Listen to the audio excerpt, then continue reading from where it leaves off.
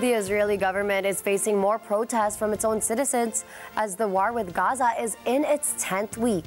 The most visible is in Tel Aviv, where a tent city has been set up outside of the Ministry of Defense headquarters. Thomas I. Likeness has the details.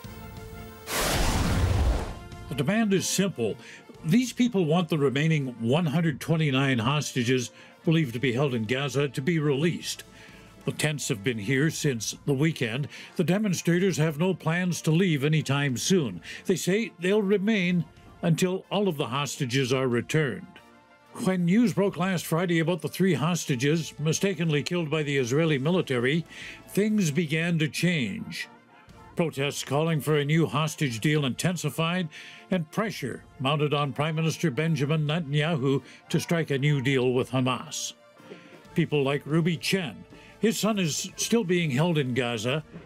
Chen says the government can no longer put off making a deal. The Israeli government needs to be active. They need to put an offer on the table, including prisoners with blood on their hands, and put the best offer on the table to get the hostages back alive. Alive. But there's no indication Netanyahu is ready to talk with Hamas. He insists Israel will keep fighting until Hamas's rule in Gaza has ended.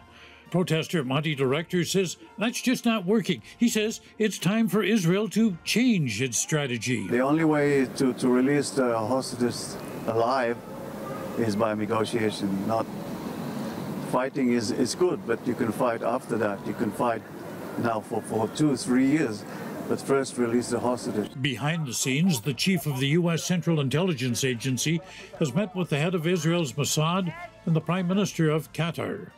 But word is another deal is not imminent. All of which means the protests in Israel will likely continue, further polarizing a country that had already been showing divisions prior to the October 7th attack.